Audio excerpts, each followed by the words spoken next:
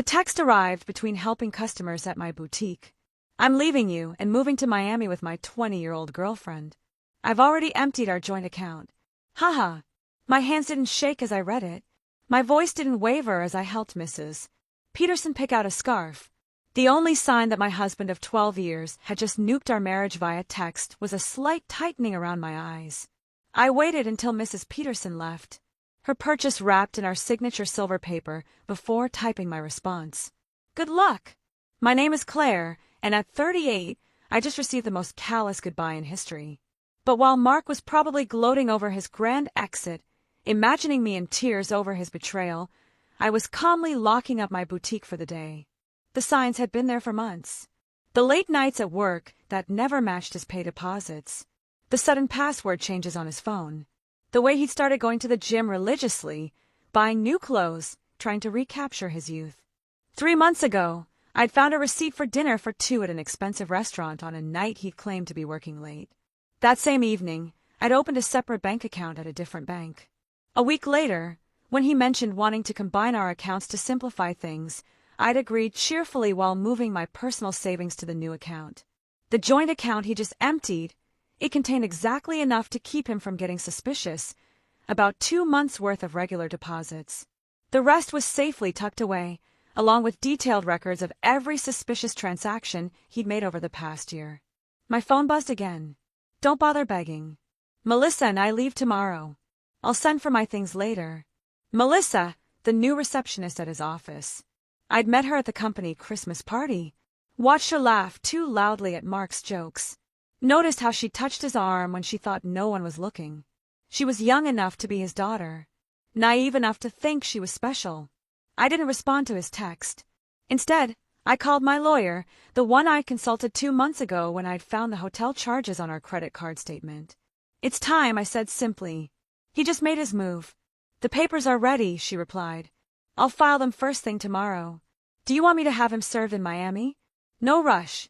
Let him think he's won first. Another text from Mark. I know this must be hard for you. You're not getting any younger after all. At least you have your little shop to keep you busy. My little shop, the successful boutique I'd built from scratch. The one that generated more income than his middle management position. The one whose profits I'd carefully kept separate from our joint finances. I smiled, thinking of the certified letters that would greet him in Miami. Let him enjoy his moment of triumph. I spent that evening in our house, my house since I'd inherited it from my grandmother, and kept it in my name despite Mark's repeated suggestions to add him to the deed. Another lucky instinct that had paid off. While organizing the paperwork my lawyer would need, I found our wedding album. Mark looked so different then. Before, his midlife crisis had turned him into a caricature of his former self. These days, he wore shirts too tight for his softening middle. Tried too hard to connect with the 20-sums at his office. Used slang that sounded ridiculous coming from a man of 45. My phone kept buzzing with texts from him, each one more condescending than the last. I've been planning this for months. Melissa understands me in ways you never could. You'll be fine. Maybe you'll find someone more your own age. Already told my family. They agree we grew apart. It's nobody's fault, really. I screenshotted each message, adding them to my evidence folder. Let him dig his hole deeper. My lawyer would love his casual admission of premeditation, his gleeful announcement about emptying our account. The last text caught my attention. BTW. I used the joint card to book our flights and hotel. Consider it my parting gift. LOL. Perfect. I call the credit card company. Mrs. Harrison speaking. I need to report fraudulent charges and cancel a card immediately. Of course, ma'am. Can you identify the charges? 2 first-class tickets to Miami booked today. Hotel charges at the Royal Palm. And I'll need to remove my husband as an authorized user. Do you have documentation of the fraud? Text messages from my husband admitting he used our joint card to book travel with his girlfriend after emptying our bank account. I'll be happy to forward them. The representative's professional tone couldn't quite hide her satisfaction as she canceled the charges. Mark and Melissa would arrive at the airport tomorrow to find their tickets invalidated, their hotel reservation canceled. My phone buzzed again. Don't worry about the house. I'll let you stay there until you find something smaller. I actually laughed out loud at that one. Did he really think he had any claim to my grandmother's house? Had his ego grown so large that he'd forgotten whose name was on the deed? Another buzz. And I know the shop means a lot to you. We can work out a fair payment for your half. My half of my business that I'd built myself, funded myself, grown myself while he complained about my long hours and called it my hobby. I poured a glass of wine, the good stuff I'd been saving for a special occasion. This qualified.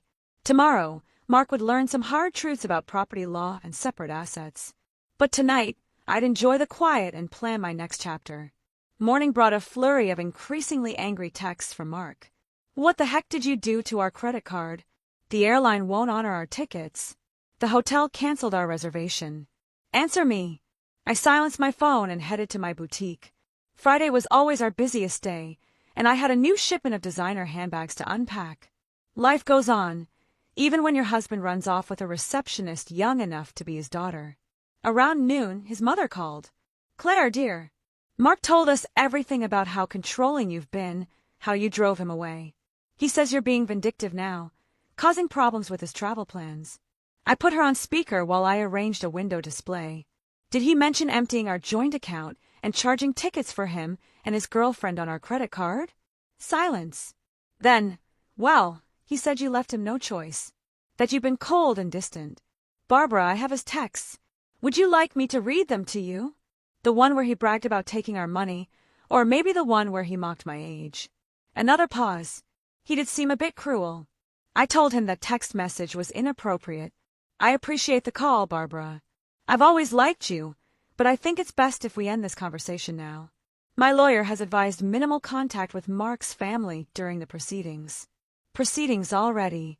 Goodbye, Barbara. By late afternoon, Mark's sister Amanda was spreading family gossip through mutual friends. Apparently, Mark and Melissa were stuck at a budget motel near the airport. Their Miami dreams temporarily derailed. He tried using his personal credit cards, but those had been maxed out for months. Another red flag I'd noticed. My lawyer called with an update.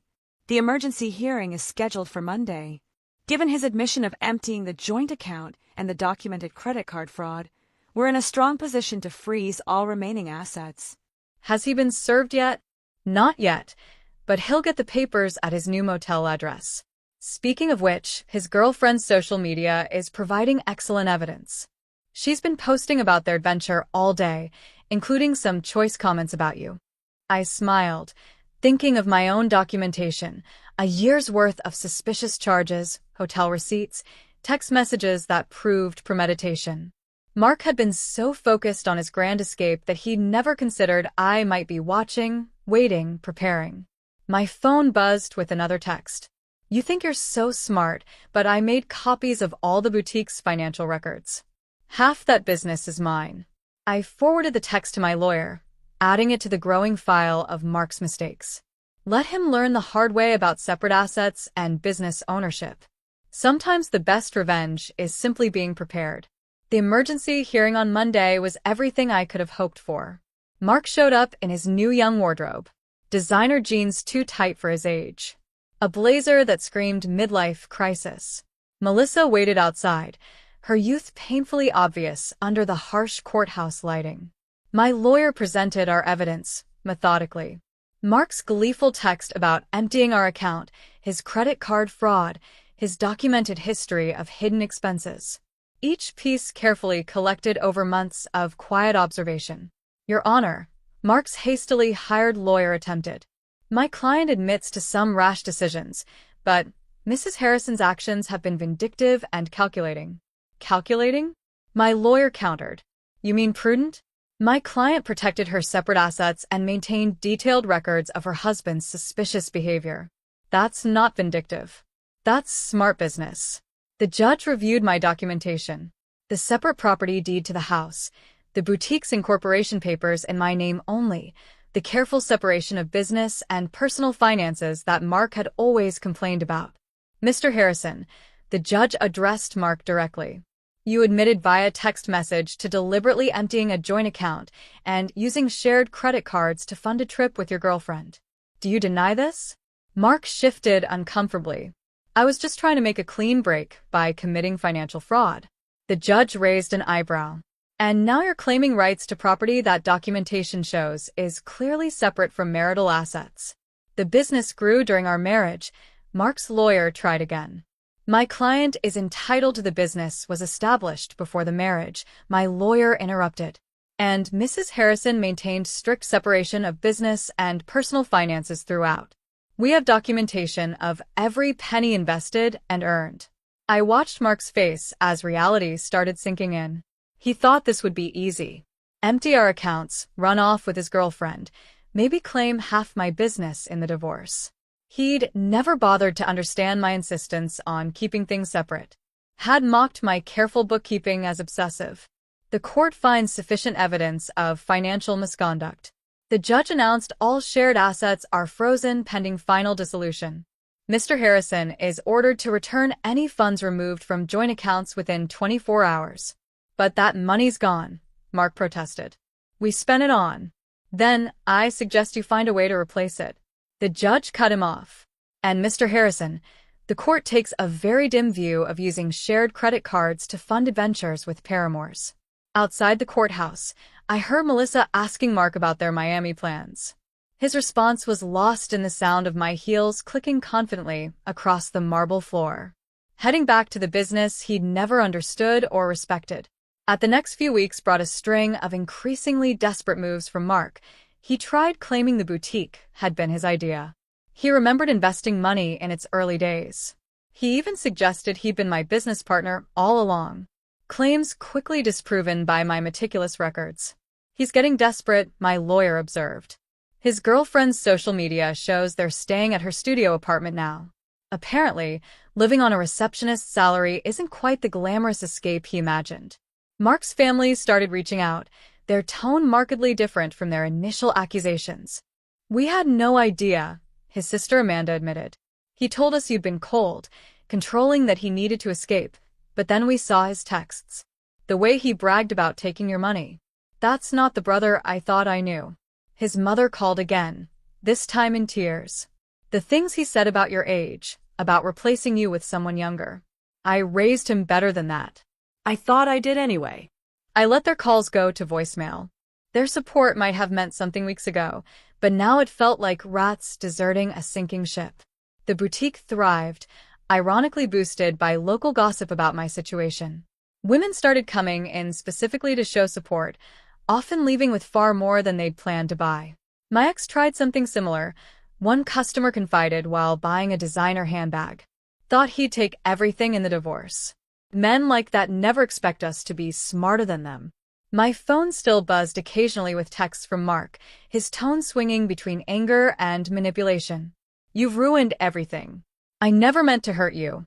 You'll regret being so vindictive. Can't we work something out? That business would be nothing without my support. I forwarded each message to my lawyer without responding. Let him dig his hole deeper. Through the grapevine, I heard Melissa was having second thoughts. Apparently, sharing her studio apartment with a middle-aged man who couldn't afford his own place wasn't the romantic adventure she'd imagined. The age gap that had seemed exciting during secret hotel meetings felt different in the harsh light of reality. She posted about toxic relationships and learning from mistakes yesterday, my lawyer mentioned during an update call, and removed her relationship status this morning. I almost felt sorry, for Mark almost.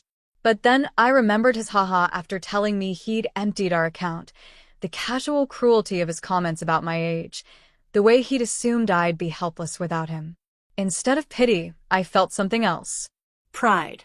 Pride in my foresight, in my quiet strength, in my ability to protect myself while he underestimated me.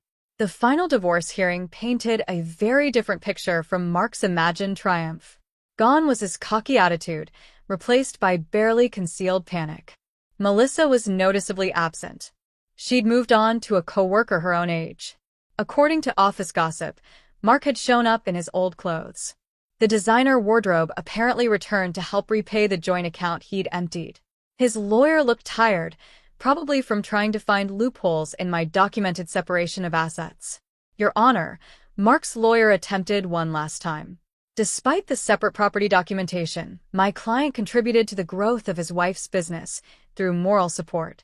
And moral support, my lawyer interrupted, like these text messages belittling Mrs.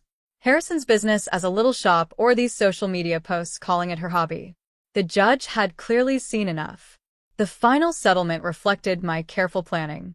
I kept my house, my business, and my separate assets. Mark got his personal possessions and his car, which was worth less than he owed on it.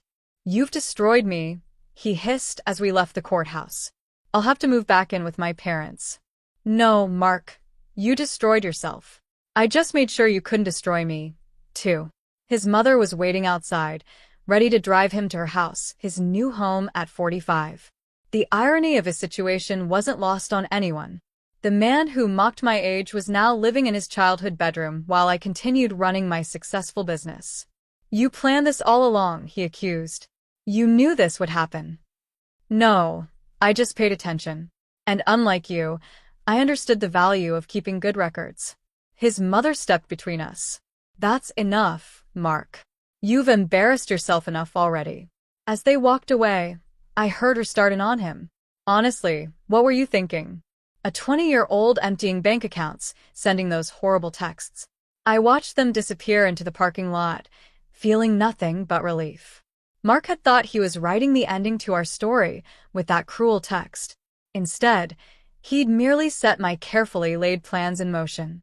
My phone buzzed, not with texts from Mark this time, but with notifications of new orders from my boutique's website. Life was moving forward, just not in the direction he'd imagined.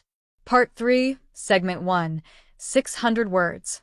6 months after the divorce was finalized, my boutique had expanded to a second location. The irony wasn't lost on me. While Mark struggled to rebuild his life, the little shop he dismissed was thriving. I'd hired 3 new employees and launched an online store that was gaining traction nationally.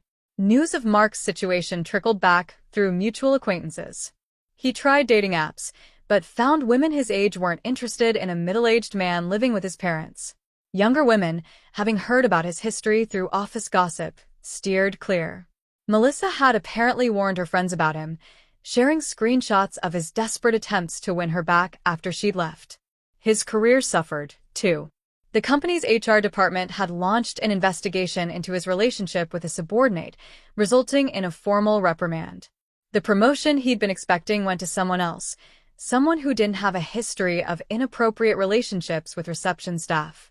He tried to claim age discrimination, Amanda told me during an unexpected visit to the boutique. Said they were punishing him for dating someone younger. HR just added that complaint to his file. I was surprised to see his sister in my store, but her presence spoke volumes about how thoroughly Mark had alienated his own family. "I know we didn't support you at first," she admitted, running her fingers over a silk scarf. "He played the victim so well, but watching how he handled everything, how he acted afterward, I'm ashamed we ever believed him." My lawyer kept me updated on Mark's continued attempts to challenge the divorce settlement. Each petition was denied, his claims of unfair distribution dismissed based on the evidence of his own actions.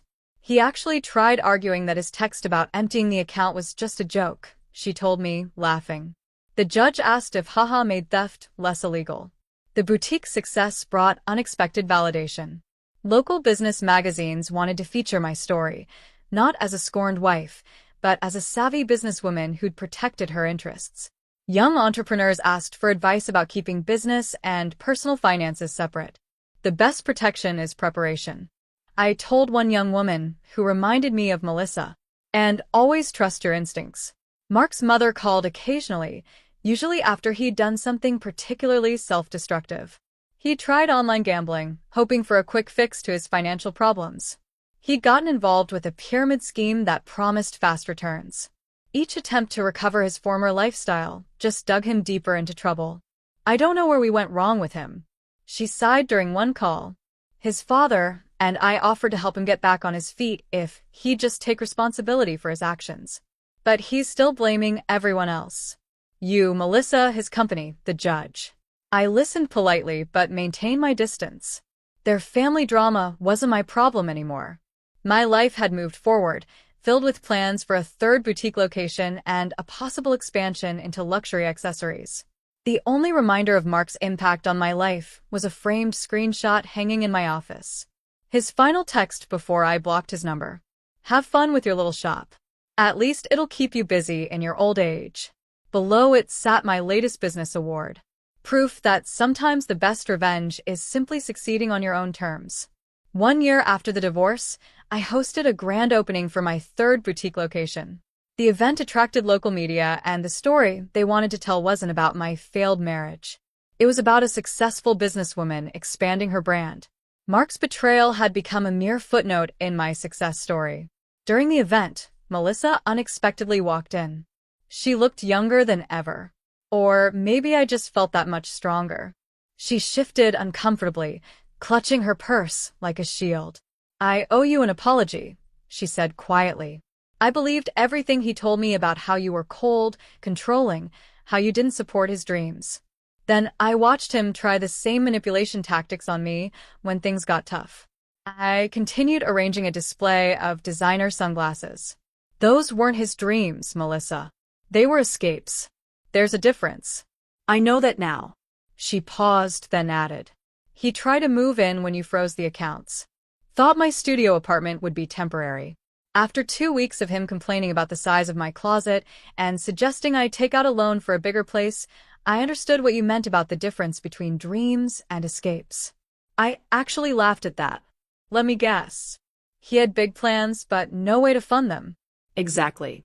Everything was going to work out once his investments paid off. Once he got that promotion. Once his cryptocurrency definitely increased in value. She shook her head. I'm dating someone my own age now. We have student loans and a small apartment, but at least we're building something real. After she left, my assistant manager whispered, Was that the girlfriend? No, I replied. That was just another woman who learned the same lesson I did. Speaking of lessons, I gestured to a young couple examining our designer handbags. Let's talk about your idea for expanding our accessories line. The boutique had become more than just a business. It was a symbol of independence, of resilience, of the power of preparation. Young entrepreneurs often sought my advice, and I always emphasized the importance of protecting their assets. Mark's mother called one last time, not to discuss Mark, but to thank me. You taught our family an important lesson, she said, about enabling bad behavior, about making excuses for cruelty. Mark's still living at home, still blaming everyone else for his problems. But we're not defending him anymore. That's your legacy to our family, showing us the difference between supporting someone and enabling them. I thought about that legacy as I reviewed plans for a fourth location. Mark had intended to diminish me, to trade me in for a younger model and take half of everything I'd built. Instead, he'd inadvertently pushed me to become even stronger, more successful. My phone buzzed with a text from my lawyer. Mark filed another petition to revisit the settlement. Judge dismissed it immediately and ordered him to pay court costs. Thought you'd enjoy that.